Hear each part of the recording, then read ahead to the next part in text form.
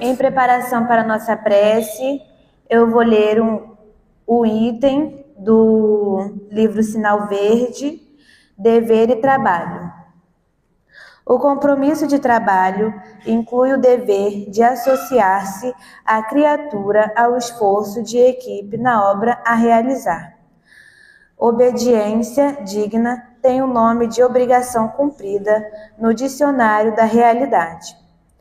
Quem executa com alegria as tarefas consideradas menores, espontaneamente se prove as tarefas consideradas maiores. A câmera fotográfica nos retrata por fora, mas o trabalho nos retrata por dentro.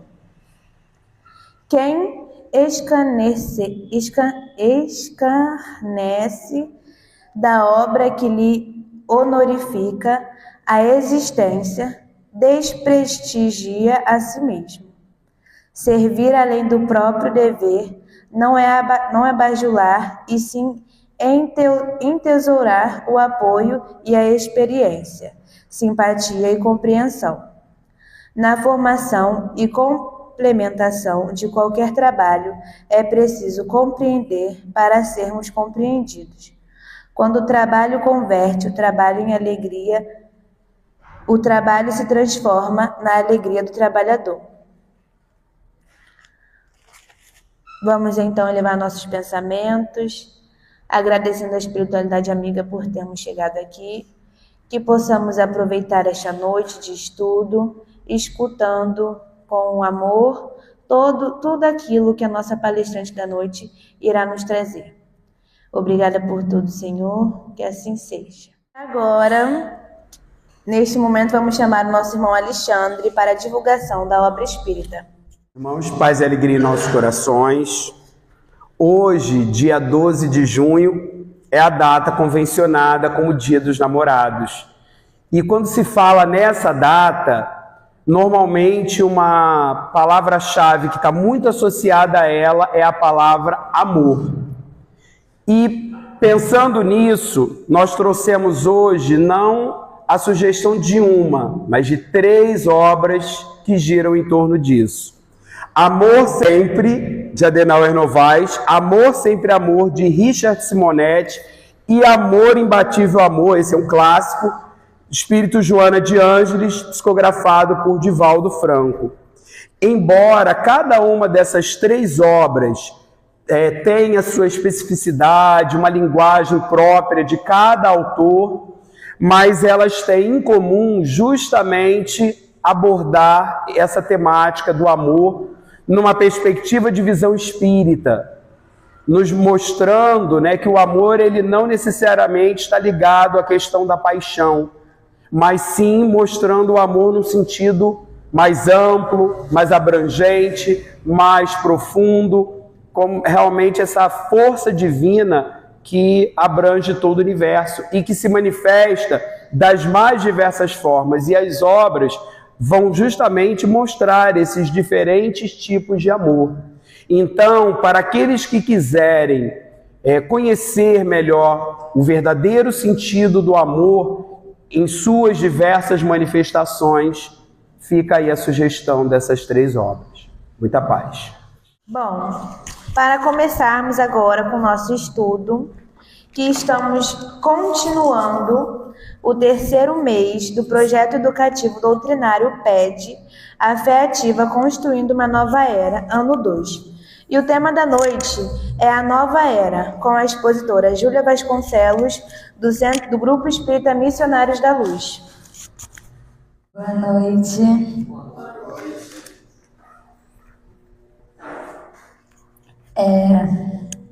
É um prazer estar aqui, eu gosto muito dessa casa, essa casa co-irmã, e já quero deixar claro que eu não sou palestrante, eu estou aqui só mesmo estudando, é mais sobre mim, sobre a minha necessidade, do que de fato algo, enfim, maior ou alguma coisa do tipo. E minha voz está meio rouca, mas hoje a gente vai estudar e espero conseguir passar a mensagem que eu estudei. O tema Nova Era está no capítulo 1 do Evangelho segundo o Espiritismo, mas antes da gente começar a trabalhar esse capítulo, eu acho interessante a gente comentar sobre o prefácio do Evangelho. O prefácio é um trecho, né, introdutório que precede o que vai estar escrito, que precede o conteúdo de um livro. E no Evangelho, até mesmo a nota que tem no prefácio dessa versão do Evangelho diz assim: a instrução acima, transmitida por via mediúnica, resume a um tempo o verdadeiro caráter do Espiritismo e a finalidade desta obra. Por isso foi colocada aqui como prefácio. Então, o prefácio do Evangelho, ele vem como o caráter do Espiritismo. Então, ele traz esse peso e eu acho que tem tudo a ver com o tema Nova Era e o capítulo 1. E aí, eu vou recitar para vocês só um trecho do prefácio que diz assim: eu vos digo em verdade que são chegados os tempos em que todas as coisas hão de ser restabelecidas em seu verdadeiro sentido, para dissipar as trevas, confundir os orgulhosos e glorificar os justos. As grandes vozes do céu ressoam como hinos de trombetas, e os cânticos dos anjos se lhes associam. Nós, o Espírito de Verdade, vos convidamos a vós, homens, para o divino concerto.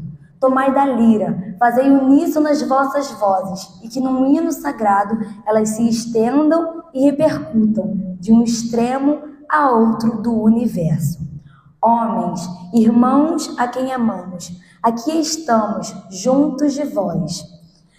Amai-vos também uns aos outros, e dizei do fundo do coração, fazendo a vontade do Pai que estás nos céus, Senhor, Senhor, e podereis entrar no reino dos céus.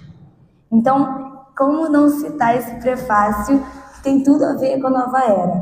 Primeiro ele começa dizendo: eu vos digo em verdade que são chegados os tempos em que todas as coisas hão de ser restabelecidas em seu verdadeiro sentido. Então, o tempo vai chegar, já está chegando o momento em que seremos todos um só rebanho, um só pastor, como muito bem disse Jesus. E às vezes a gente tem uma ideia distorcida da nova era como algo muito extraordinário, algo muito distante, fantasioso. Eu lembro muito de algumas conversas que eu tenho com Giovana, e desde da nossa mocidade, da pré-mocidade, a gente tem várias sugestões para o planeta, assim, né? A gente queria mudar o mundo. A gente pensa, nossa, mas quando alguém reencarnar, a gente tinha que receber uma notificação falando, ó, tua mãe reencarnou. E a gente tem várias sugestões. E dentro dessas sugestões, a gente sempre, quando era mais nova, a gente ouvia: a gente está vivendo uma transição planetária, a gente vai viver a regeneração. E a gente ficava, meu Deus, mas quando que a gente vai? Será que a gente vai estar vivo? Será que a gente vai presenciar isso? Como se fosse algo muito distante, algo muito ilusório. Como se um dia a gente fosse acordar e o mundo ser todo mundo bom e o céu ser mais azul. Então a gente tem essa ideia, e o prefácio traz isso também. As grandes vozes do céu ressoam como hinos de trombetas. Parece algo muito ilusório, mas na verdade é só uma sintonia. Então, tomai da lira, fazei uníssono nas vossas vozes. Então, a nova era nada mais é do que essa sintonia, cada vez mais o ecossistema divino, né, que Deus criou, esse grande projeto divino que estamos inseridos, estar em sintonia, as criaturas, as criações e tudo isso que envolve. Então, a nova era, ela é apenas isso, né? Bem simples. E aí, a gente se pergunta o que é a nova era nesse sentido do Evangelho. E às vezes parece que é algo muito extraordinário, fantasioso, mas nada mais é do que uma transição, uma transformação que estamos fadados a viver. Então, todos nós vamos viver a nova era, estamos vivendo novas eras a cada instante. E aí, o que significa viver a nova era. Então, será que a gente deve se perguntar assim, será que devemos esperar as mudanças do mundo acontecer? Viver a nova era é esperar que essas mudanças aconteçam, que um dia eu receba a notificação, agora é regeneração. Então, ou será que é entender que nós fomos criados para mudar? Então, viver a nova era não é sobre viver em um lugar transformado, em do nada algo acontecer, algo muito distante da realidade. Viver a nova era nada mais é do que a gente entender que estamos fadados a essa mudança desde a nossa primeira existência. É o princípio do nosso espírito, é evoluir. E aí, agora sim, após a gente conversar sobre o prefácio, que traz esse espírito de verdade, ele traz, como eu disse, o prefácio é a introdução, é o que precede o conteúdo do Evangelho. E aí, então, já na introdução, já diz que a gente vai viver, é certo essa nova era. Eu vos digo em verdade, são chegados os tempos, não tem escolha, a gente vai viver isso. E aí, basta a gente amar uns aos outros e dizer do fundo do coração, Senhor, Senhor, que entraremos no reino dos céus. E aí a gente entrando agora no capítulo 1 da nova era, o Evangelho, esse capítulo, ele traz 3 itens, item 9, 10 e 11. E aí, o item 9, de forma muito simples, muito legal, ele mostra a nova era como essas revelações, né? Que a gente chama de revelações, mas que são essas transições da humanidade, essas necessidades que nós, imperfeitos, temos para aprender a evoluir, enfim, essas 3 revelações que vieram para nos ensinar a evoluir, para nos ensinar a amar, para nos ensinar, enfim, a sermos melhores, né? E aí, o item 9 é específico sobre as 3 revelações. E aí começa com Moisés. E a primeira frase é: Deus é único, e Moisés é o Espírito que ele enviou em missão para torná-lo conhecido. Então Moisés veio, enviado por Deus, para tornar Deus conhecido em uma humanidade naquela época completamente robusta, ignorante, diferente total do que estamos vivendo agora. Então Moisés ele veio trazendo as leis, os mandamentos e a justiça, porque era o que aquela época precisava, aquela humanidade necessitava. Não fazia sentido Moisés, naquela época, do nada, trazer uma espiritualidade, um sentimento muito profundo, que isso ia entrar por um ouvido e sair pelo outro. Então, Moisés veio para mostrar a verdade. Então, veio mostrar evidências, veio trazer leis, justiça, olho por olho, dente por dente, evidência, vamos ver, olha acontecendo, Deus existe. Então, Moisés ele veio com essa primeira missão, tornar Deus conhecido. Olha que missão grandiosa. E aí o Evangelho diz assim: a moral que Moisés ensinou era apropriada ao estado de adiantamento em que se encontravam os povos que ela se propunha regenerar. E esses povos semi-selvagens, quanto ao aperfeiçoamento da alma, não teriam compreendido que se pudesse adorar a Deus de outro modo, não por meio de holocaustos, nem que se devesse perdoar a um inimigo. Então, eu gosto da palavra que fala semi-selvagens, completamente um instinto animal naquela época, e o corpo era diferente, era um corpo mais pesado, era uma pele mais rígida. E então, se o corpo já era assim, as necessidades eram completamente diferentes, os espíritos eram muito mais ignorantes. Então, Moisés veio e trouxe esses mandamentos. E aí eu gosto que fala essa palavra, os mandamentos são como frontispício brilhante, que é como se fosse a fachada de um prédio brilhante. Então, veio realmente para iluminar, clarear. mostrar, abrir a luz na escuridão. Então Moisés foi esse início, esse princípio de Deus em nossas vidas, né? No caso, pra gente, né? Deus sempre existiu, mas a gente precisava ainda saber. E aí vem a segunda revelação, Jesus Cristo. E aqui fala de forma muito linda, o Cristo foi o iniciador da mais pura moral evangélica cristã. Então Jesus, o maior exemplo de amor, Filho de Deus, um ser humano perfeito, governador da terra, que veio em missão, reencarnou novamente para que nós pudéssemos aprender com ele. E vamos refletir sobre como a gente lidou com isso. Então, Moisés veio, o Espírito que Deus enviou em missão, a humanidade precisava daquilo, mas Moisés mostrou o que fazer. Jesus veio e mostrou como fazer, por que fazer. Moisés veio e apresentou a justiça. Jesus veio e apresentou o amor. Então Jesus traz essa profundidade, humanidade e espiritualidade. Jesus apresenta o reino dos céus pra gente. Jesus fala que não somos espíritos mortais, né? Então, Jesus veio e com essa missão maior, né? Que demonstrou pra gente, e mesmo assim a gente ainda se esquece, a gente ainda falha, ainda peca e se distancia desse maior exemplo.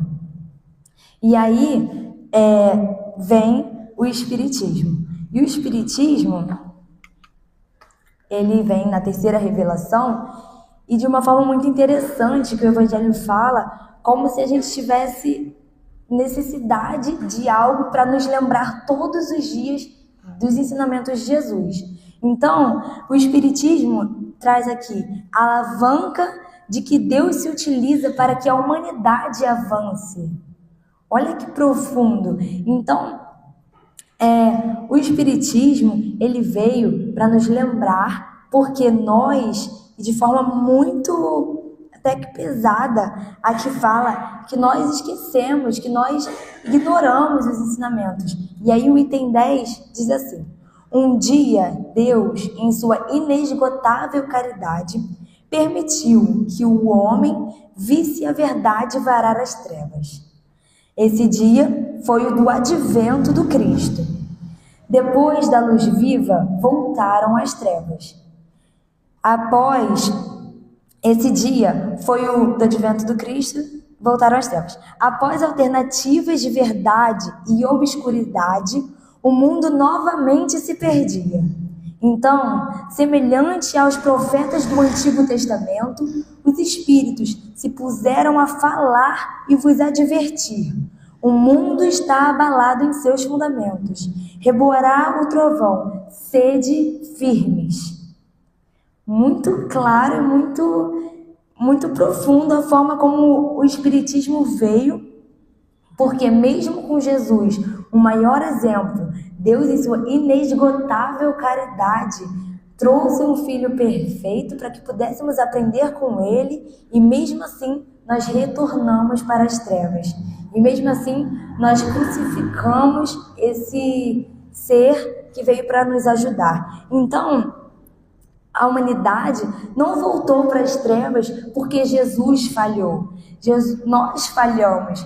Então, nós, com o nosso livre-arbítrio, nós esquecemos, nós interpretamos errado, nós criamos distância do Cristo. E desde aquela época até hoje, Jesus foi muito perseguido naquela época.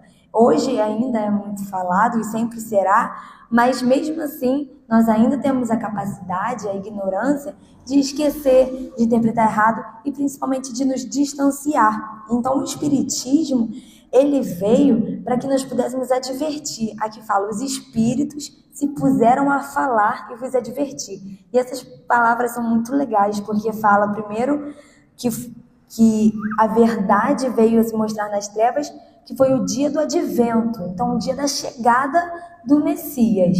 E aí depois chega a palavra que os espíritos vieram se advertir, então chamar atenção, os espíritos vieram para falar. Então nós tínhamos e temos ainda essa necessidade. Então Cristo, em toda a sua bondade, precisou criar uma doutrina, precisou criar uma religião para que pudéssemos sempre nos lembrar. E os espíritos falam com a gente o tempo todo. Os espíritos estão se advertindo a todo tempo para que não possamos esquecer do amor de Jesus. Então ele fala: sedes firmes.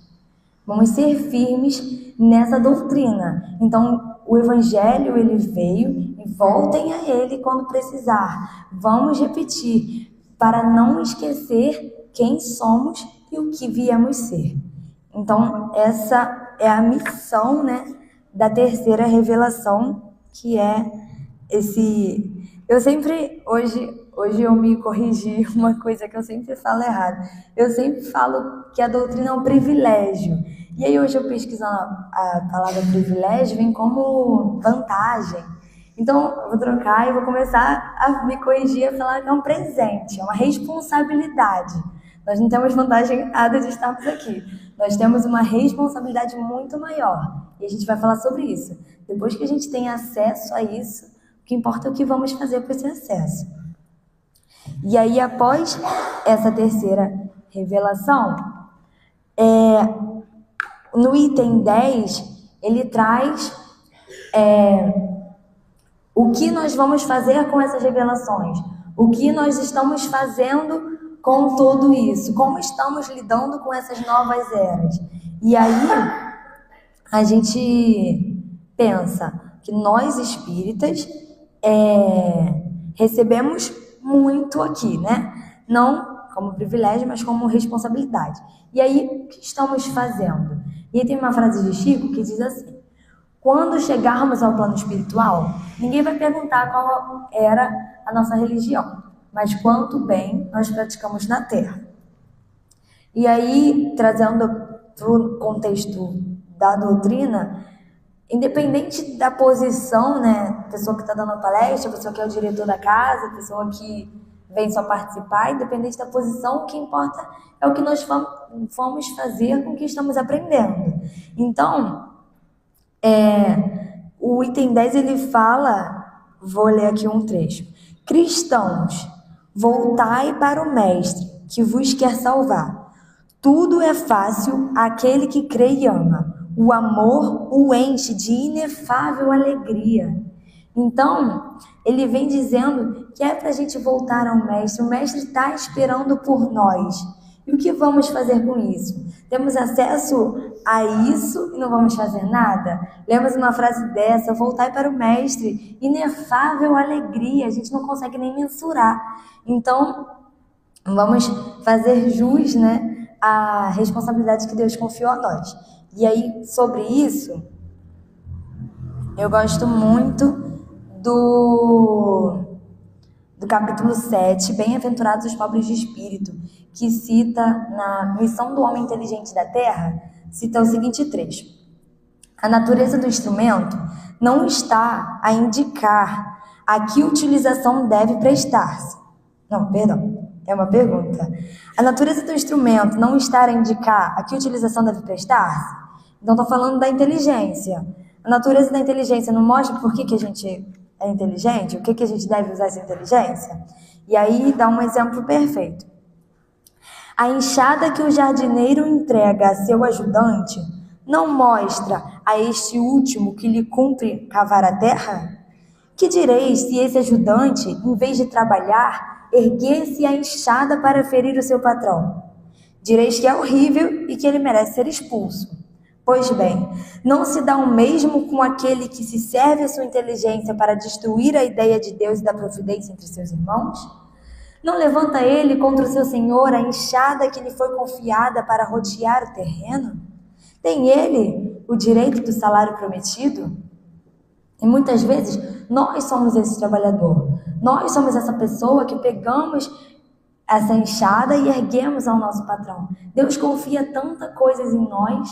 Deus confia tantas habilidades, tantos potenciais, e o que estamos fazendo com isso? Será que estamos usando da forma que Ele espera que usássemos? Ou será que estamos sendo esse trabalhador que ergue a enxada?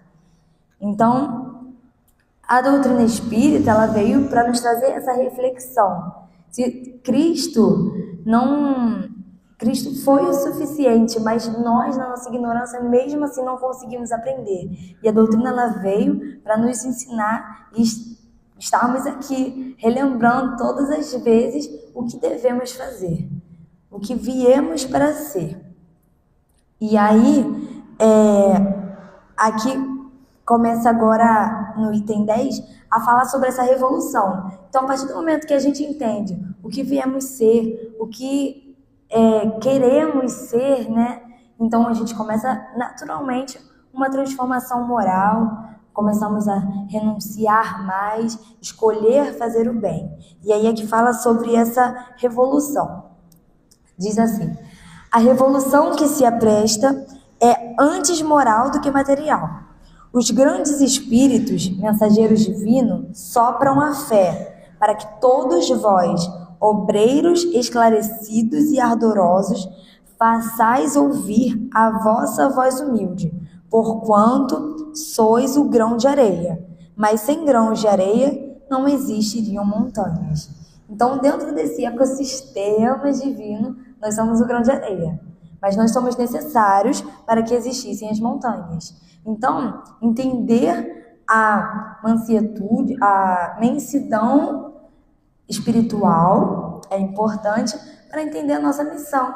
Então, descomplicar a vida também é muito importante. Fazer o bem de forma simples, apenas praticar o bem na terra, sem querer se sobressair, sem querer problematizar, de forma simples, fazer o bem, amar aos outros e dizer: Senhor, Senhor, que entraremos no reino dos céus. Então,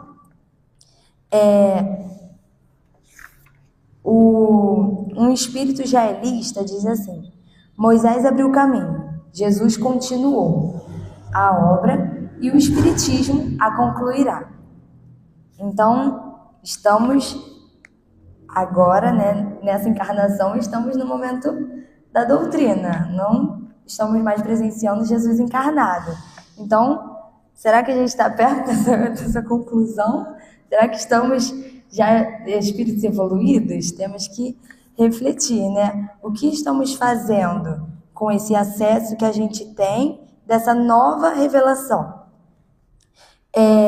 E aí, o último trecho do item 10 diz assim: a lei dos mundos é a do progresso. Então, como eu disse, estamos fadados ao progresso. Não tem para onde correr. Basta a gente refletir como que a gente pode se ajudar em relação a isso, né? E aí a gente pega um exemplo que o item 11, ele traz dois exemplos, Santo Agostinho e Paulo de Tarso. Depois a gente vai falar de Santo Agostinho. Por enquanto, vamos falar de Paulo. Paulo, que antes era Saulo, era um incrédulo, perseguia Jesus, né? E aí, em determinado momento, se teve a oportunidade desse encontro divino com Cristo. Então, ele, como Paulo de Tarso, perseguidor do Cristo, ouviu: Saulo, Saulo, por que me persegues? E exclamou: meu Deus, perdoai-me, creio, sou cristão. Então, Paulo, o item 11 traz Paulo de Tarso como esse acesso da verdade. A partir do momento que ele reconheceu, ele teve esse encontro divino, isso foi o suficiente para tocar o coração dele e ele conseguir ter essa transformação moral, que é o que estamos a caminho, que é o que estamos tentando. Então, o que mudou? Ele sempre foi Saulo, mas o que mudou foi esse acesso, foi essa verdade que ele encontrou. Então, essas três revelações são as três verdades que vieram à tona para que a gente pudesse ter esse acesso a essa verdade que é o amor divino. E aí, O principal ponto é o que fazemos depois desse acesso. Quantas encarnações nós não temos a oportunidade de vir espírita? Pouquíssimas. Então, o que estamos fazendo com o acesso dessa encarnação? A partir do momento que a gente tem esse acesso desse conhecimento, porque uma coisa é a gente fazer algo por ignorância, por ingenuidade. Espíritos lá daquela época que precisavam sacrificar animais achando que isso era adorar a Deus. Até que veio Moisés e mostrou que não precisava. Não precisa de holocaustos, não precisa odiar os inimigos. Então, Moisés veio e trouxe os 10 mandamentos para que pudéssemos, meu Deus, refletir. O que estamos fazendo? Será que precisa mesmo disso? E aí hoje, nós com toda essa tecnologia e todas as revelações que já vieram, o que estamos fazendo com esse acesso, com essa oportunidade que estamos sendo presenteados nessa encarnação? Então tudo muda quando Paulo de Tarso entende que o acesso da verdade veio para transformar ele. E ele realmente se transformou, assim como Santo Agostinho, que a gente vai conversar. Então, a lei dos mundos é a lei dos progressos. Todos estamos fundados a isso, mas que possamos tornar esse processo do progresso muito mais leve, porque nós temos o acesso. E o acesso que eu digo é essa oportunidade de estarmos aqui, uma sexta-feira à noite, estudando o Evangelho, estudando esse livro que há 162 anos atrás já trouxe a verdade. São chegados os tempos, todas as coisas hão de ser restabelecidas. Tomai da lira, fazei uníssono as vossas vozes. Há 162 anos atrás isso foi nos falado. E o que estamos fazendo a esses 162 anos? Será que realmente é algo compatível a isso, ao que Deus confia a nós? Ou será que estamos pegando a enxada e avançando a cabeça do patrão? E aí, agora eu vou comentar sobre a música, depois vou colocar a música. A música São Chegados os Tempos, de Clara Gomes, ela traz exatamente esse tema, né? A nova era. E aí o primeiro trecho diz: já não há um coração que não carregue o germe do amor. Assim como estamos fadados à mudança, ao progresso, algo inerente a nós é o amor. O princípio do nosso espírito é o amor. A criação do nosso espírito, do nosso corpo, foi feita pelo amor de Deus sobre nós.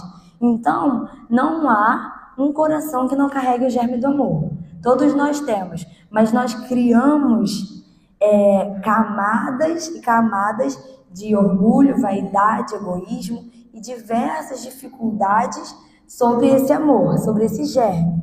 Então, basta nós, a cada dia, a cada instante, a cada oportunidade, retirar essas camadas. Então, ir descamando até que sobre e brote somente esse germe. Então, Moisés foi a plantação, depois foi o broto, depois foi crescendo, e agora chegou o momento da gente frutificar essa árvore. Será que estamos dando frutos? Será que estamos florescendo? Ou será que esse germe ainda está coberto de defeitos? Coberto desse corpo semi-selvagem que limita o entendimento do aperfeiçoamento moral, lá como eram os povos na época de Moisés. Então, estamos com esse germe dentro de nós, inegavelmente, mas o que estamos fazendo com ele? Será que conseguimos descamar esses defeitos? Então, descamar os defeitos é algo natural. Quanto mais eu me esforço para ser caridosa, automaticamente eu estou tirando o orgulho. Quanto mais eu me esforço para vir ao centro, eu estou tirando, entendeu? Então a gente sempre está incentivando o bem. Não é sobre focar em tirar o mal. Não é? O foco não deve ser em se preocupar com o mal, se preocupar com os defeitos. Mas eu sou isso, eu tenho que parar de ser isso. Vamos tentar parar de ser egoístas e começar a ser mais amorosos. Vamos tentar parar de ser orgulhosos e ser mais empáticos. Então, vamos mudar o foco para conseguirmos frutificar esse germe que já há em nós desde o princípio do nosso espírito. E aí diz, já foi lançada a semente, há tanta coisa a se fazer, né? Como eu disse, o broto, a semente, o broto, a planta, a árvore. Então, há tanta coisa a se fazer, já foi lançada a semente há muito tempo. Quanto tempo Moisés já não trouxe a primeira verdade, a primeira revelação do Senhor através de um homem? E aí depois veio Jesus, com o maior exemplo divino na terra. Deus, na sua inesgotável caridade, permitiu que o homem visse a verdade varar as trevas. E mesmo assim, o que nós fizemos? Voltamos às trevas. Então, que possamos sempre se lembrar, e o Espiritismo veio para isso, para que a gente se lembre dessa verdade que nos foi traga, da semente que foi lançada, para que possamos lembrar que há tanta coisa a se fazer. Então, a nossa vida, ainda mais ultimamente, tem estado muito corriqueira, né? Tudo muito acelerado. As redes sociais trazem isso, a tecnologia traz isso. Estamos vivendo essa transição planetária há muito tempo. Então, que possamos usar desses momentos para refletir. E aí eu vou pedir para o tio Alexandre colocar a música. E nessa música, eu peço para que a gente reflita sobre todas essas camadas que cobrem o germe do amor que há em nós. Então, não vamos focar no problema. Enquanto a música tocar, eu peço que vocês pensem sobre o que devemos melhorar para conseguir descamar esse grande bolo que cobre o nosso germenzinho, a nossa semente que nos faz fazer valer a pena a montanha. Então, vamos refletir sobre o que precisamos melhorar, o que podemos fazer agora, ao sair daqui, tá bom?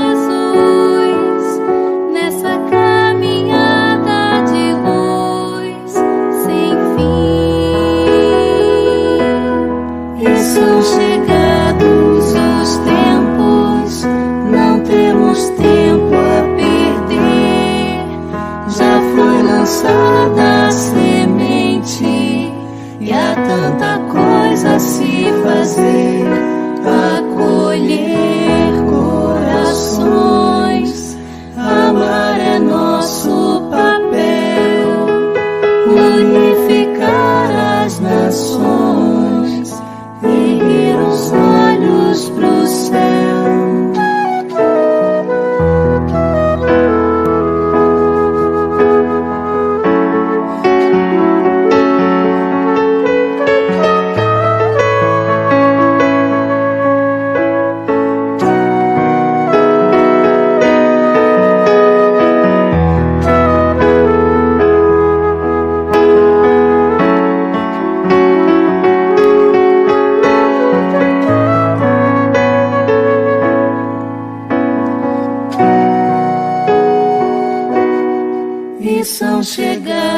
todos os tempos, não temos tempo a perder.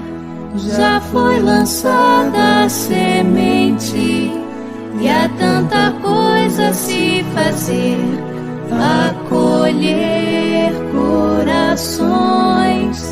Amar é nosso papel, unificar as nações, erguer os olhos pro céu. Erguer os olhos para o céu.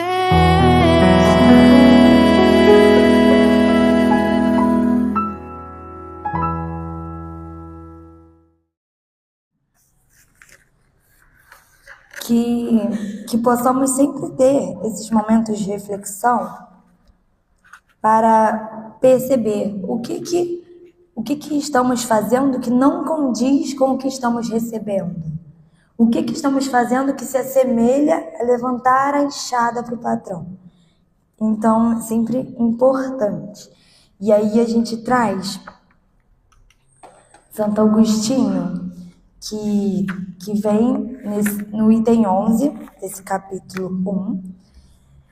E Santo Agostinho vem como um exemplo de transformação moral. Santo Agostinho não nasceu santo. Ele era um homem com a vida dedicada aos prazeres e, de repente, ao ter acesso, ao ser convidado, se converteu. E, ao se converter, modificou completamente a sua vida, tanto em atitudes, quanto em rotina, quanto em fala, pensamento.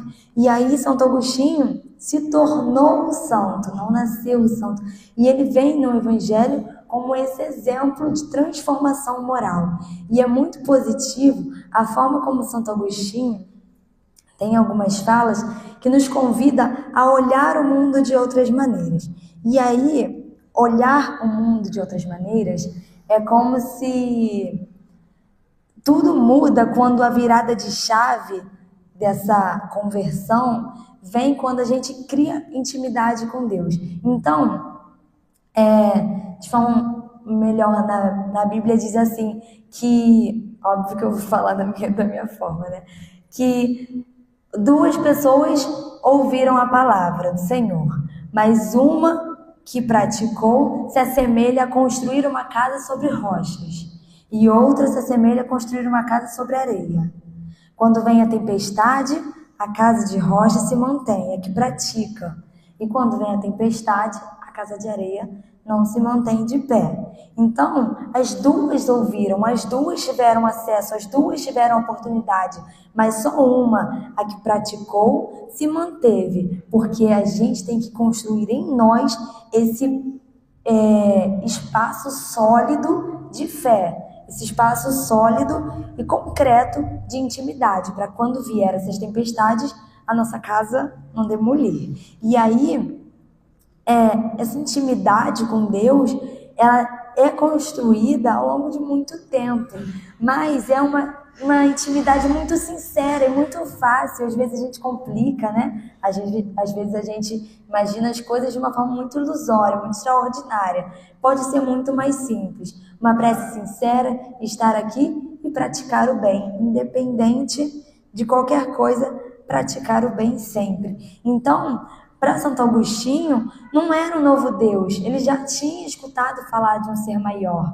Não é sobre um novo Jesus, é sobre novos olhos para enxergar o que realmente é. Então, estar aqui é construir esses novos olhos para enxergar o amor verdadeiro de Jesus. A terceira revelação veio para que nós possamos construir e modificar esse olhar. Se teus olhos forem bons, todo o teu corpo será luz. Então, essa é a nova era.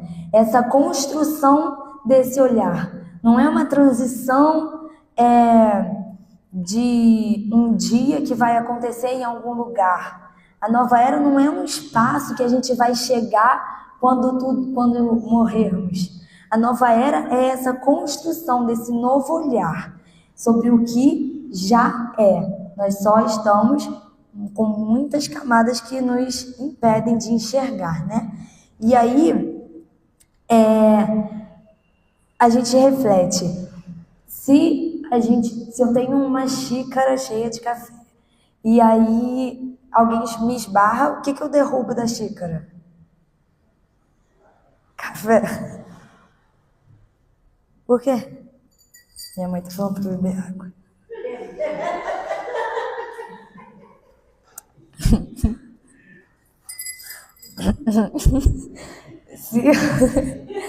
Se eu tenho uma xícara de café e alguém esbarra em mim, eu derrubo o café. Mas por que eu derrubei café? Porque tinha café ali dentro. Se tivesse chá, eu ia derrubar chá. Se tivesse leite, eu ia derrubar leite. Então, o que estamos derrubando quando somos esbarrados? O que estamos derrubando é o que há dentro de nós. Nós não podemos querer sair daqui hoje só porque viemos na palestra e, nossa, não, se alguém me estressar, eu vou fazer tudo diferente, mas a gente não consegue porque está dentro de nós. Então, a gente precisa nos modificar. Transformação moral. Não adianta eu querer mostrar o que eu não sou. A gente vai derrubar da xícara o que tiver dentro da xícara. Então, se há em nós ainda muitas camadas de egoísmo, quando formos esbarrados, quando a vida nos esbarrar, vamos esbarrar egoísmo também. Vamos demonstrar egoísmo. Então, que possamos trabalhar em nós a nova era, porque isso é a modificação, a transição planetária. Cada grãozinho se transformando, transforma essa montanha. E aí, a gente... Esqueci de passar. A nova era começa em nós. Então, é exatamente isso.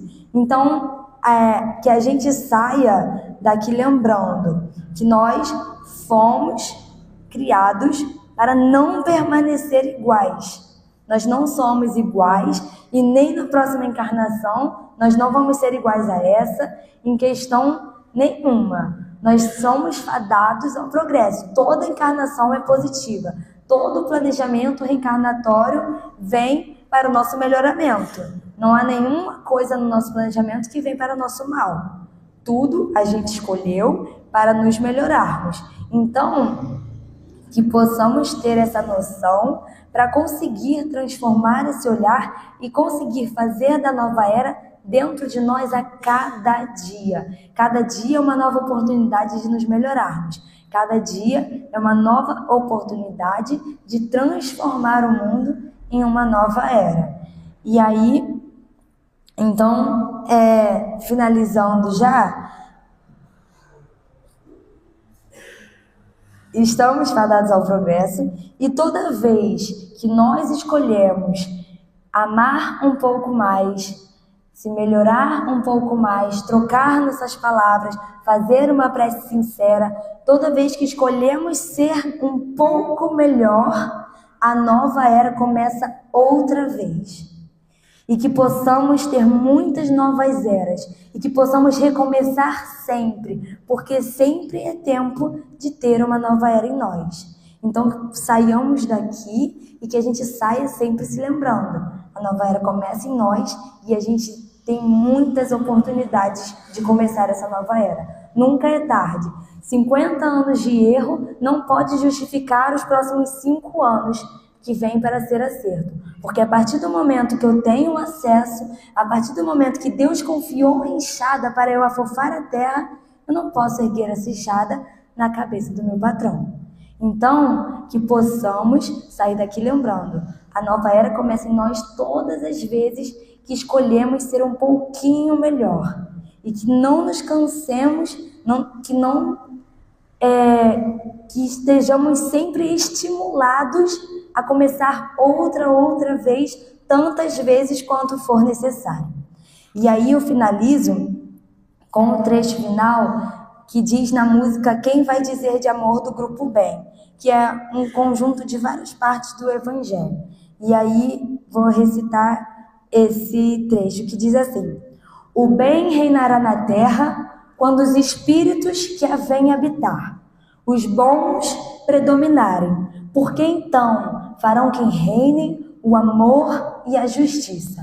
Fontes do bem e da felicidade, todos vós, de fé e de boa vontade, trabalhai, portanto, com ânimo e zelo na grande obra da regeneração, e colhereis pelo cêntuplo o grão que houverdes semeado. Muito obrigado, boa noite. Agradecemos a nossa irmã querida Júlia Vasconcelos, minha amiga. Vamos então elevar nossos pensamentos àquilo que naquele momento nós acreditamos, seja na espiritualidade amiga, seja no nosso Mestre Jesus, que possamos nos conectar e sentir todo o amparo que nos envolve neste momento de amor, de segurança, que a nossa fé seja mais forte que os nossos medos e que possamos estar sempre ajudando o nosso mundo a se tornar um mundo melhor. Que a nova era possa começar dentro de nós e que possamos passar essa nova era para o mundo. Agradecemos a Deus pela oportunidade maravilhosa de estarmos unidos em sintonia e em oração. Que possamos todos retornar para nossos lares com segurança e tranquilidade. Obrigada por tudo, Senhor, que assim seja, graças a Deus. Agradecemos a todos pela presença e até a próxima sexta.